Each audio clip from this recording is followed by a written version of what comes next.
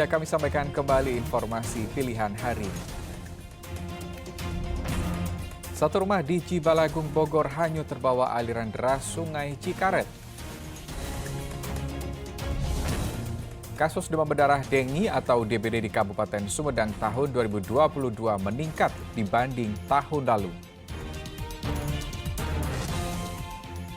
Selanjutnya, kulit ceker ayam diolah menjadi bahan dan produk sepatu bernilai ekonomis tinggi.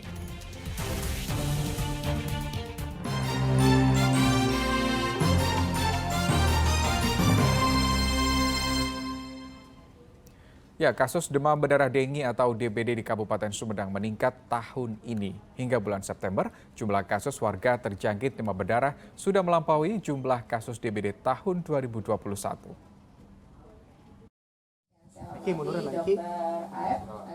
Dinas Kesehatan Kabupaten Sumedang Rabu lalu menyatakan hingga bulan September tahun ini mencatat 1.648 kasus warga yang terjangkit penyakit demam berdarah dengue dengan 14 orang pasien meninggal dunia. Jumlah tersebut meningkat drastis dibandingkan jumlah kasus penyakit demam berdarah dengue sepanjang tahun 2021 dengan 1.331 kasus dan 15 orang pasien meninggal dunia. Sedang tren kasus tertinggi pada tahun 2022 terjadi pada bulan Januari yang mencapai 347 kasus dan telah ditangani puskesmas maupun Rumah Sakit Umum Daerah Sumedang.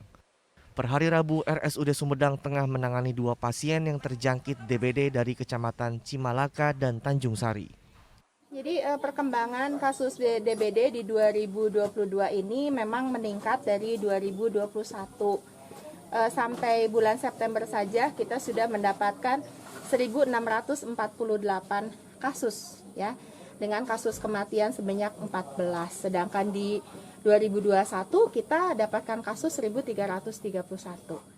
Meski belum masuk dalam kejadian luar biasa atau KLB, masyarakat tetap diminta untuk lebih sadar menjaga lingkungan agar tak memberi tempat berkembang biaknya nyamuk Aedes aegypti yang menularkan demam berdarah, serta segera mengakses pelayanan kesehatan bila menemui tanda-tanda tertular DBD.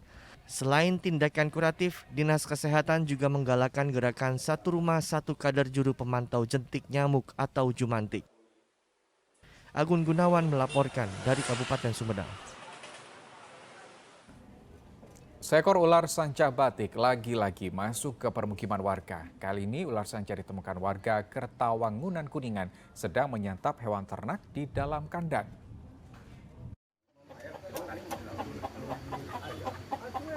Di musim penghujan banyak hewan liar yang masuk ke permukiman warga.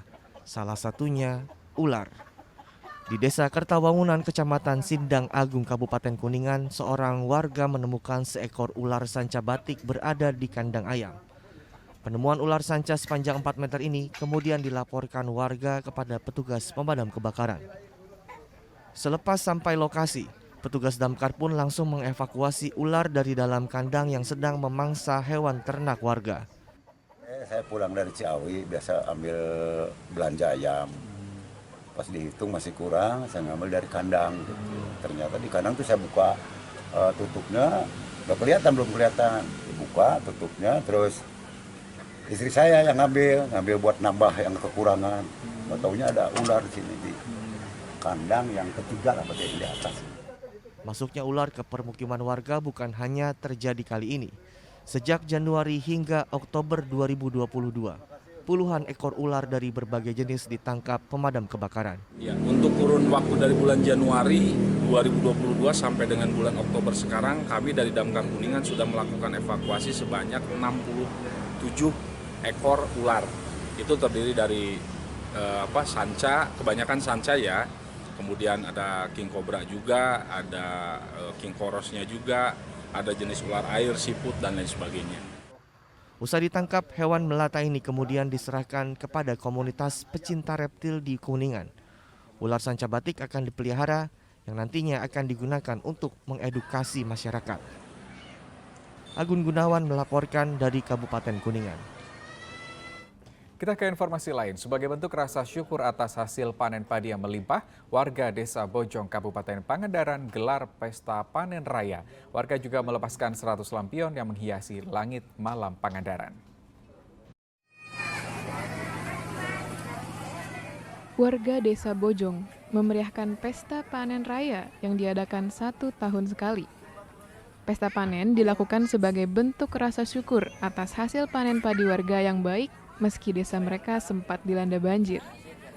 Dalam pesta panen raya, 100 lampion berterbangan menghiasi langit malam Pangandaran. Lampion dilepaskan ke udara oleh warga bersama sejumlah tokoh masyarakat di lapangan sepak bola Desa Bojong, Kecamatan Parigi, Kabupaten Pangandaran. Itu biasanya disimbolkan, ya istilahnya kita berharap doa kita disampaikan, lah itu mah cuma simbol doang. Tapi cukup meriah juga tadi ya. Alhamdulillah meriah. Kemarin kan sebetulnya waktu kita mau ngadain acara ini, sebetulnya itu kejadian banjir dulu kemarin gitu. Tapi ya ibaratnya kita bukannya bersyukur akan kebanjirannya, tapi kita melepas ibaratnya jangan terlalu terbebani oleh Artinya tetap bersyukur. Warga berharap bencana yang sedang menimpa bangsa ini segera berakhir dan hasil panen para petani terus melimpah. Eko Setiabudi melaporkan dari Pangandaran. Ya, jika Anda mendengar ceker ayam yang terlintas tentu makanan, sop ceker atau soto ceker. Tapi bagaimana kalau kulit ceker ayam diolah menjadi bahan dan produk seperti sepatu kulit? Yuk kita lihat bagaimana kulit ceker ayam bisa dibuat sepatu.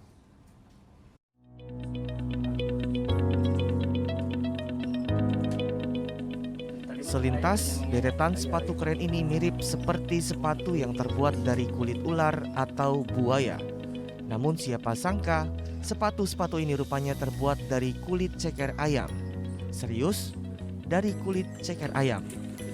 Di tangan Nurman Varieka Ramdhani, seorang pemuda asal kota Bandung, kulit ceker ayam yang biasa dikonsumsi menjadi lauk pauk, diolah menjadi barang yang bernilai ekonomis tinggi.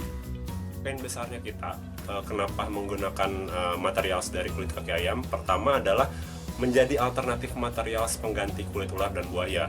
Karena Indonesia menjadi salah satu eksportir kulit ular terbesar di dunia, bersanding dengan beberapa negara di Asia Tenggara lainnya. Maka dari itu, jika eksploitasi berlebihan, maka ada satu rantai makanan yang putus nih. Untuk membuat sepasang sepatu kulit unik ini, kulit ceker ayam harus direndam dengan air bersih selama beberapa jam. Lalu, kupas dan pisahkan kulit ceker ayam dari tulangnya. Kulit ceker ayam yang telah dikupas kembali direndam selama beberapa jam, lalu dikeringkan selama 5 hari. Setelah itu, proses pembuatan sepatu melewati 3 tahap, yaitu upper, penyusunan, dan lasting. Butuh waktu 1 hari untuk membuat sepasang sepatu dari kulit ceker ayam ini. Sebelum memproduksi sepatu dari kulit ceker ayam, Nurman bersama sang ayah melakukan riset terlebih dahulu tahun 2015. Setelah riset, kulit ceker ayam pun dipilih sebagai bahan sepatu yang dinilai memiliki nilai eksklusivitas dan eksotis. Di riset pertama kita membutuhkan 1 tahun gitu kan. Di 1 tahun tersebut kita harus memastikan bahwa ceker ayam itu kuat gitu. Pertama poin kuat, lalu juga fleksibel gitu, bisa dimasukin ke produk apapun dan banyak option-option lainnya lah gitu. Dan yang kedua, kita ketika bicara soal produk nggak hanya soal fungsi tapi estetika. Produk sepatu yang dibuat Nurman ini tidak hanya diminati oleh konsumen dalam negeri, tapi banyak diminati oleh pembeli dari sejumlah negara di Asia dan Eropa. Kalau pemasaran sendiri kita ada dalam dan luar negeri, diantaranya mungkin kalau di Indonesia ya kita ada beberapa daerah lah gitu. Yang terbesar ada di Jabodetabek, tapi kalau untuk di luar Asianya kita ada kayak Malaysia, Singapura dan lain sebagainya, dan beberapa negara-negara lain sih. Terakhir kita juga ekspor di Turki dan punya feedback menarik lah di sana.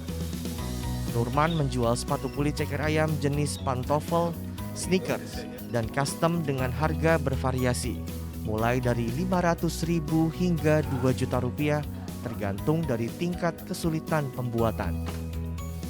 Bagi Anda yang tertarik, Anda bisa datang ke bengkel sepatu milik Nurman di Jalan Muhammad Toha, Kota Bandung, atau memesan melalui media sosial Instagram.